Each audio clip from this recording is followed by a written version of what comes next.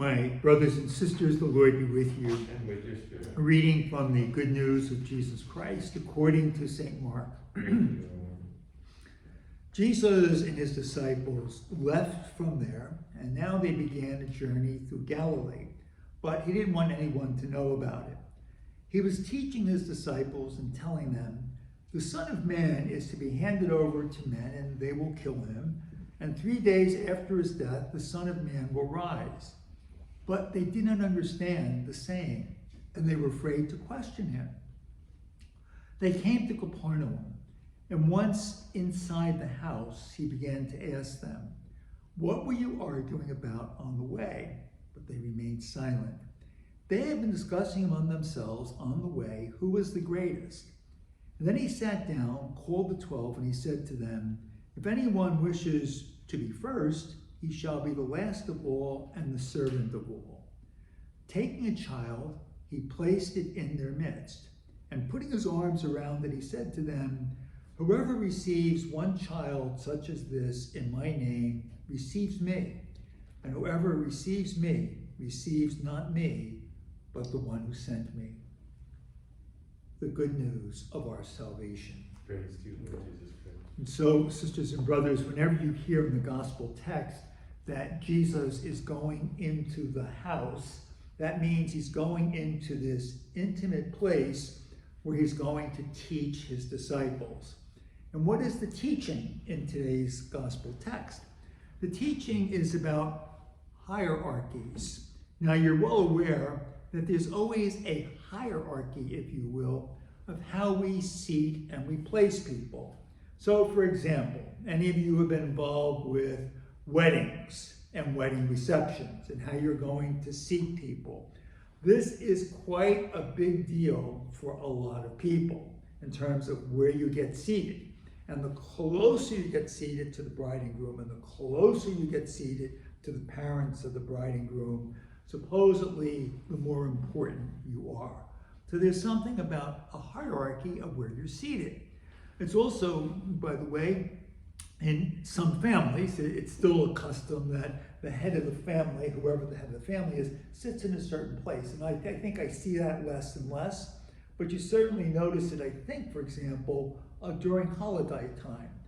And even in the context of liturgy, the church has a hierarchy in terms of where people stand and how people process. So, for example, the one who is the most important comes in the end, all right, at the end of the procession. So everybody's getting ready for the one who is situated at the end of the procession. There is a hierarchy of seating. There's a hierarchy in the way in which we place people. Well, today's gospel is the exact opposite. If I had to give a title to the gospel, I would give it the title, Welcoming the Least. Welcoming the least. Because with God, there really isn't any hierarchy. There really isn't any hierarchy. This Monday, September 27th, is the feast of St. Vincent de Paul. And St. Vincent de Paul was someone who did away with hierarchies. And for St. Vincent de Paul, the ones who were the most important were the poor. And he reached out to the poor, and he always treated the poor with dignity and respect. I know, for example, the followers of St. Vincent de Paul, the Daughters of Charity, when they were building a few hospitals, this goes back a bunch of years, they said, we're going to build the best hospitals because the poor deserve the very best. The exact opposite so often of how our culture sees it. There's a marvelous painting of St. Vincent de Paul in which he is sitting around, it's a round table, and if you look at the table and those seated around the table, it's really the face of Christ. And who's seated around the table with him? It's the poorest of the poor. And the message really of Vincent de Paul and of the gospel text is all are welcome and there is no hierarchy. We are in this thing together. There is nobody who's above anyone else. Although titles might give you the illusion that you're above somebody, but my friends, trust me, it is an illusion. a big time illusion. Why? Because in the eyes of God, God doesn't make those distinctions. Every single person is loved by God as they are, and God doesn't see one as being more important than the other. We're in this thing together. I often think of this, by the way, in celebrating the sacrament of reconciliation.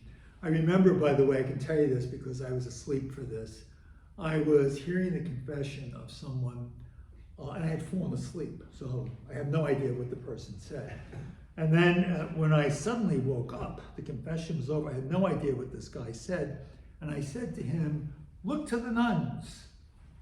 And without missing a beat, I go, "That's right, look to the nuns and the good example that they give and so on and so forth. We should be like them." I have no idea of what he said. He could have told me he killed his mother and was selling drugs, and I'm telling him to look at nuns. This guy is probably still talking about this priest. Right? However, that said, what I do whenever I hear confessions, when I celebrate reconciliation, I always spend time praying beforehand. I spend time alone praying, and I get in touch with my own humanity. I get in touch with my own brokenness. And when I go to celebrate the sacrament, I'm going not to be above anyone, but together with, in terms of my own broken humanity, together with your broken humanity, and we meet together in that way. And when we meet together in that way, it is the love of God and the forgiveness of God that enters in.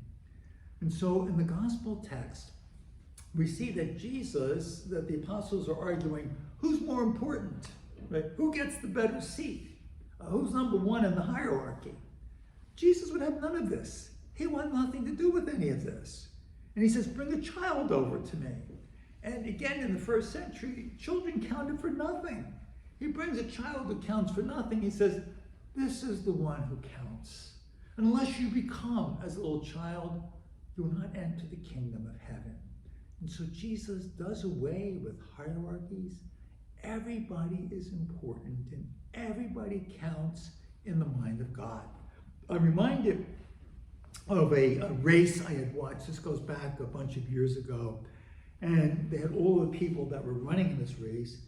And those who were disabled, and there were 7 disabled runners at the end of this race. And I can still remember that they were in wheelchairs or whatever, and they are running the race in this way. Whereas they are moving along in their wheelchairs, what happens is one of the kids, somehow or other, his wheelchair or his bike or whatever he was on, it turned over and he fell. Well, the other 6 were ahead of him in the race, poised to win the race. And what did they do? The 6 of them went back to get him, to get the one who had fallen. And they all joined arms together and they finished the race together. They won the race together. And friends, that is really what it's all about. We're in this thing together. And at the end of the day, we're running the race together.